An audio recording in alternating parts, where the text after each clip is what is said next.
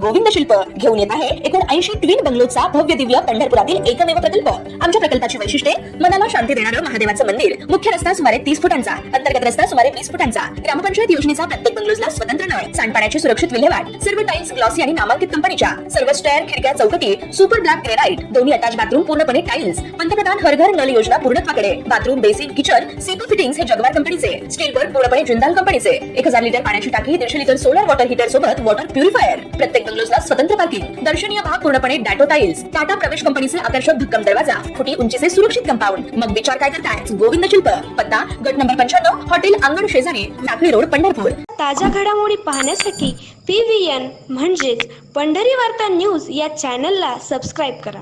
पुणे आणि खडकवासला धरण क्षेत्रात सुरू असलेल्या मुसळधार पावसामुळे पाणी साठ्यात झपाट्यानं वाढ होत आहे।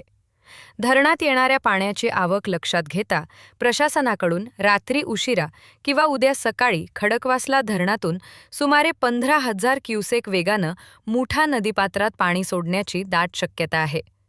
विसर्ग वाढणार असल्यानं नागरिकांनी मुठा नदीपात्रात उतरू नये, सुरक्षितता बाळगा। नदीकाठच्या परिसरातील नागरिकांनी सखल भागात पाणी साचण्याची शक्यता लक्षात घेऊन स्वतःची व जनावरांची सुरक्षितता राखावी। प्रशासनास सहकार्य, आपत्कालीन परिस्थिती उद्भवल्यास तात्काळ स्थानिक नियंत्रण कक्ष किंवा अग्निशमन दलाशी संपर्क साधावा, असे आवाहन पुण्याचे जिल्हाधिकारी जितेंद्र डुडी यांनी केले आहे। आम्ही सर्व पुणेकरांना एक माहिती अशी देऊ इच्छितो की सकाळी किंवा रात्री उशिराने खडकवासल्याच्या पाणी सोडण्याची शक्यता होऊ शकते। जर रात्रीला पाणी जाऊस पडला तर त्या केसमध्ये सर्व लोकांनी तयारी ठेवावी। सतर्कतेचं आव्हान आम्ही ऑलरेडी दिलेलाच आहे। आम्ही प्रयत्न करणार की पाणी जास्तीत जास्त नाही सोडायचे आहे, पण जर जास्त पाऊस पडला तर आम्हाला 10,000 क्युसेकने किंवा मॅक्सिमम 15,000 क्युसेकने खडकवासल्याचं पाणी सोडण्याची आवश्यकता लागणार आहे। पण लोकांना आम्ही हाच आवाहन करू इच्छितो की आपण त्या संदर्भाची तयारी सर्व ठेवावा। त्या पद्धतीने महापालिकेला सुद्धा निरोप दिलेला आहे आणि सर्व डिपार्टमेंट्समध्ये कोऑर्डिनेशनने काम चालू आहे।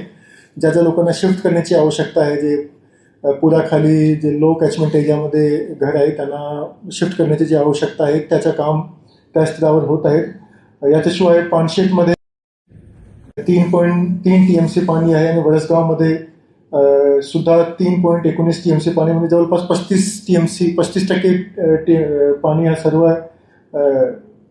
डॅम्समध्ये आहे। तर फ्लडची सिच्युएशन याच्यामुळे निर्माण होणार नाही हे आम्ही सांगू इच्छितो। पवनामध्ये सुद्धा सध्या 10,000 क्युसेकने पाणी येत आहेत आणि त्या ठिकाणी आतापर्यंत जवळपास 40% पाणी भरलेलं आहे आणि तिथेही आपल्याकडे सफिशियंट स्पेस सध्या अवेलेबल आहेत। अंदाज असा आहे सध्या की उद्या ऑरेंज अलर्ट असणार आहेत, म्हणजे आजची पेक्षा पाऊस उद्या कमी होतील आणि त्याच्यानंतर पुढचे जे 10 ते 15 दिवस आहे त्याच्यामध्ये पावसाची शक्यता ॲब्सोल्युटली नेग्लिजिबल सांगितली गेलेली आहे IMD कडून। आणि म्हणून मला असं वाटतंय की उद्यानंतर सिच्युएशन जे आहे ते व्यवस्थित होतील। आम्ही पाणी नाही सोडण्याचा निर्णय ह्यासाठी सुद्धा घेतलेला आहे की अल निनोचा वर्ष आहे आणि म्हणून आपल्याकडे पाणी स्टोअर करणे सुद्धा आवश्यक आहे, कारण हा जे पाणी आहे जे आपण आता सोडला तर मग पुढच्या वर्षी खूप अडचणी निर्माण होऊ शकते। म्हणून आम्ही मॅक्सिमम प्रयत्न हा करतोय की IMDचे जे अंदाज आहेत ते घेऊन इरिगेशन डिपार्टमेंटसोबत कोऑर्डिनेट ठेवून कसा अल निनोचा काल असताना सुद्धा कशा पद्धतीने इरिगेशनचे आपले सर्व जे डॅम आहे त्याच्यामध्ये स्टोरेज वाढला पाहिजे, मागच्यासारखा झाला पाहिजे, प्लस फ्लडची सिच्युएशन निर्माण नाही झाली पाहिजे। हे दोघेही गोष्टीचा अंदाज घेऊन आम्ही सध्या काम करत आहोत।